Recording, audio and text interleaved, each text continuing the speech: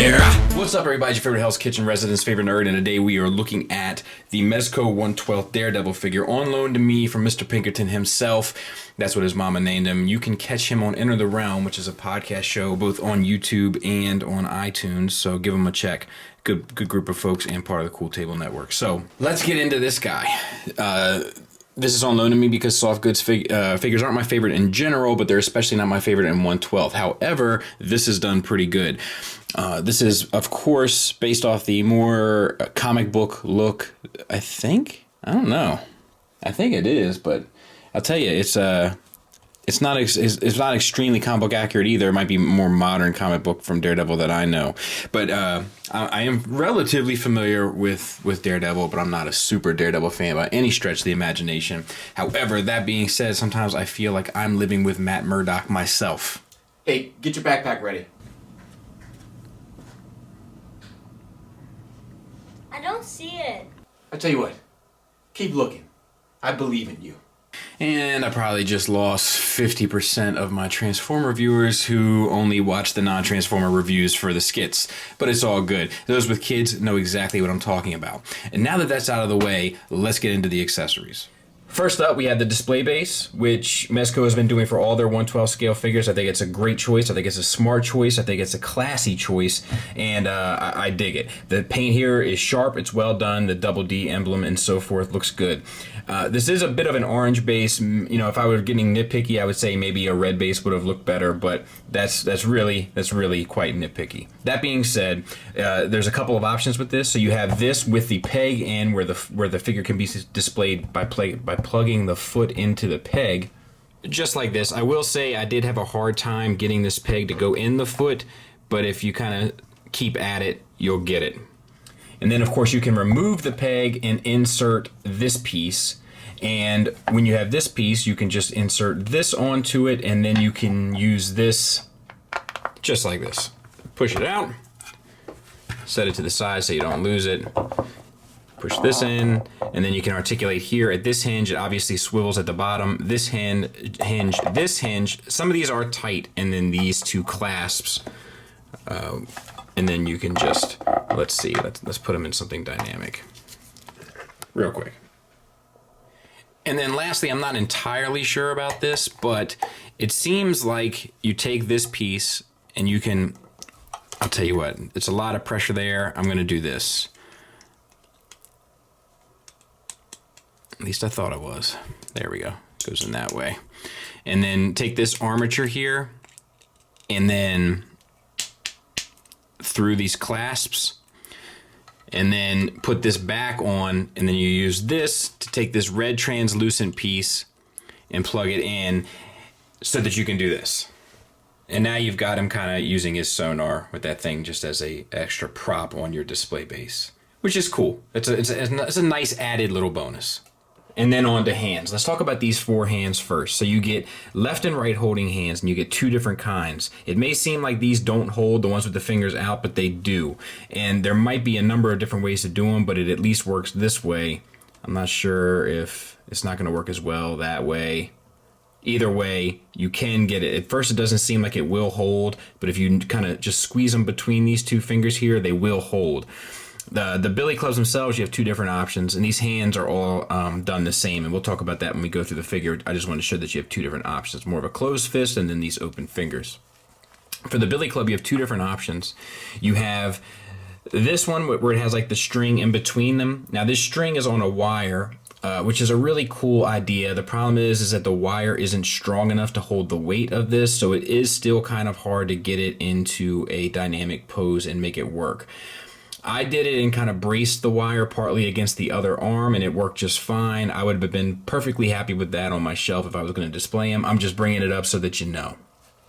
These two, on the other hand, you don't have to worry about that problem, and these two can also be stored on the figure by simply inserting them into his pouch here, and there is room for both. Now, detailing wise, they're just this red plastic. It might even have a finish on it, and then this silver paint added to the tips, and it looks good. It's well done. And then you have additional hands. No shortage of hands with Mezco, I will definitely say that. So you have 2 sets of posing hand, one with the hand out and then one with the 2 fingers like the Obi-Wan stance. Love that. And then you have these, which are more like the Kung Fu or I'm gonna get ya hands. And I love that too. So it's really, if you think about it, it's 3 sets of posing hands, plus fist hands, plus 2 sets of holding hands. That's a pretty sweet deal. And then lastly, 2 heads. We have the unmasked head. Really nice face sculpt on this, if it'll focus. You even have like a really like sky blue eyeball paint, like as if his eyes have been injured. It looks really good. Subtle shading, it looks like on the face, especially around the eyes, maybe in the crevices of the lips and so forth. Really well done. And then the hair itself is painted brown and then dry brushed with a lighter shade of brown, and it looks good. It's not too heavy dry brush either. Looks good. They did a good job. And then they have this one, which is like the battle damage.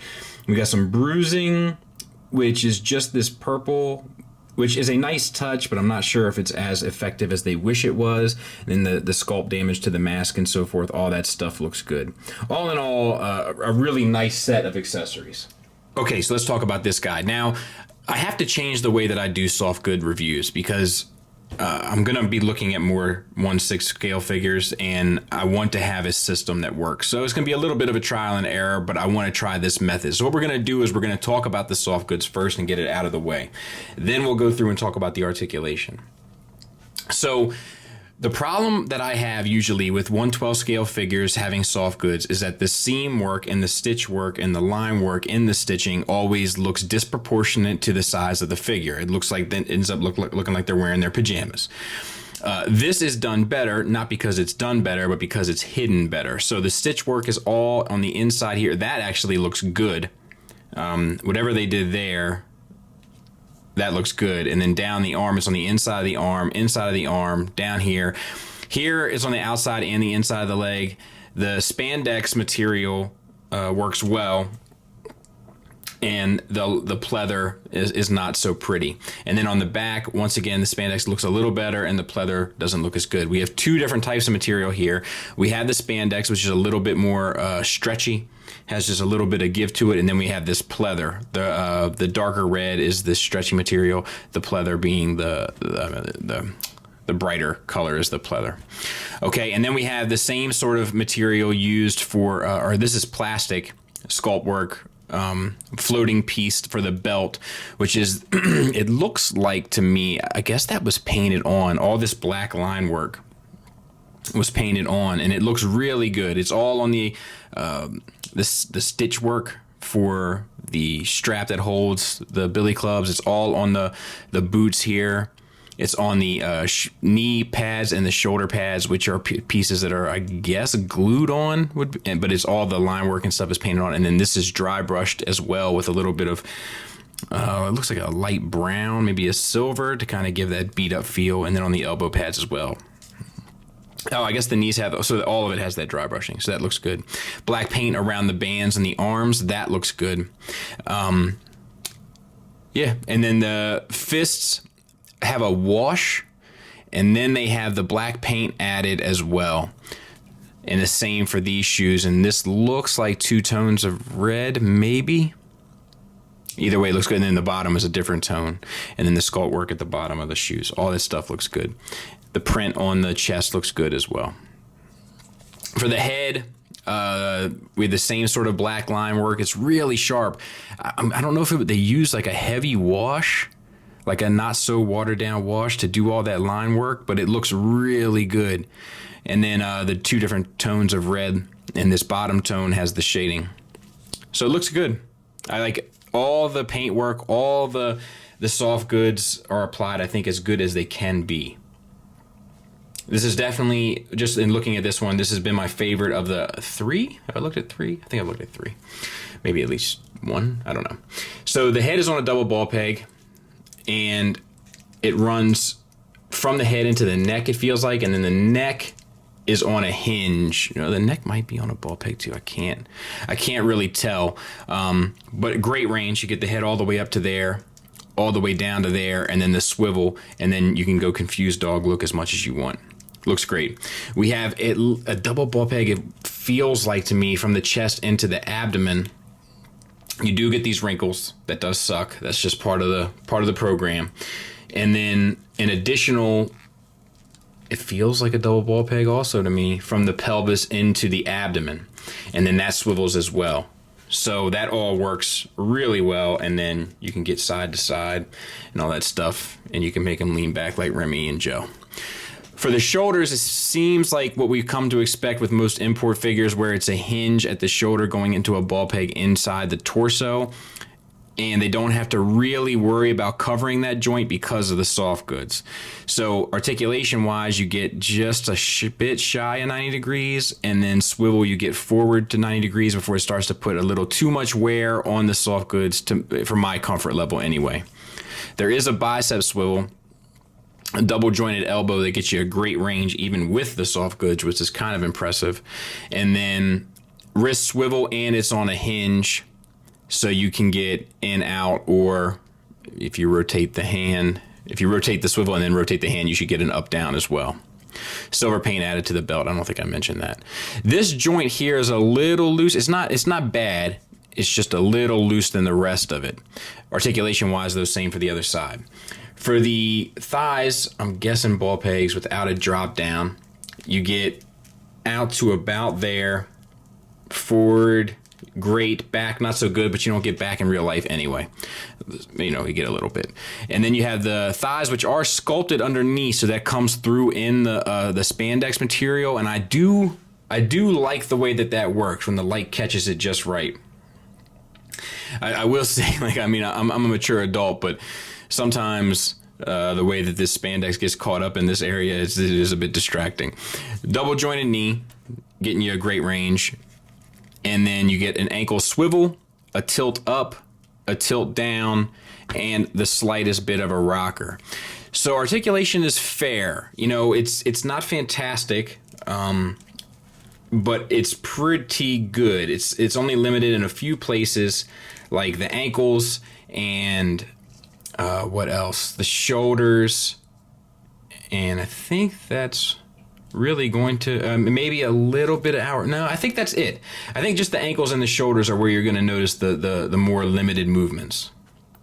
And size comparison wise, there he is with a Marvel Legend and with SH Figuarts Biker Scout, because I just love the Biker Scout and have to pull him out every chance I get. So as you can see, he's much more in line with the more proper 1/12 scale, and not the kind of what we like to call here at Skullface Reviews the more heroic 1/12 scale, which is what Hasbro uses, and maybe Mattel. I don't know. It's been forever since I've looked at a Mattel figure, but yeah. So much more in line with the import stuff than the more local stuff.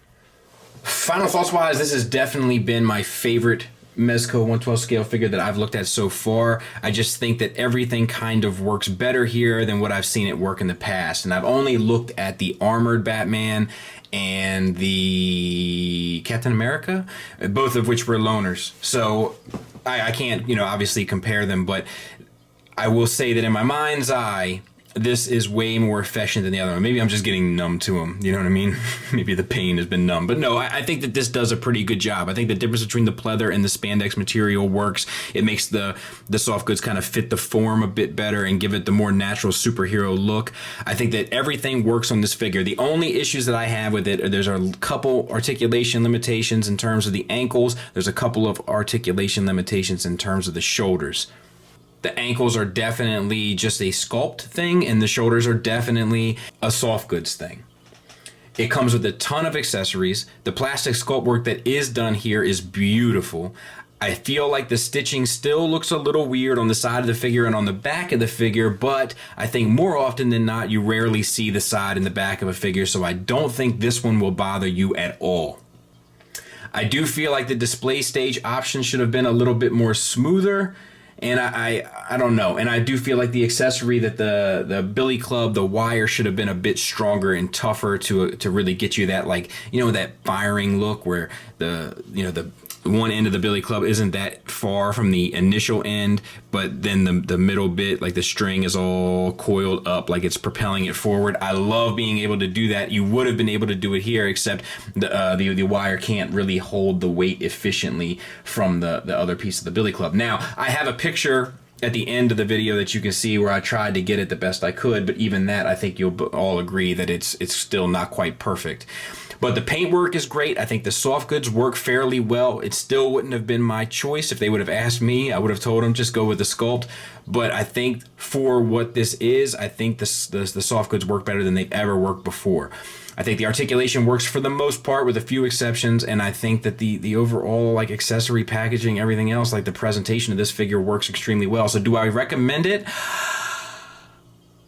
I do, and I'm not sure if I've recommended the other two. So this is definitely one of the better ones that I've looked at, and definitely worth the more pricey price point that these figures seem to come in at. So all in all, pretty good. Hope that helps. Hope you enjoyed the review. Thanks for listening. Thanks for watching. Until next time, you just take care.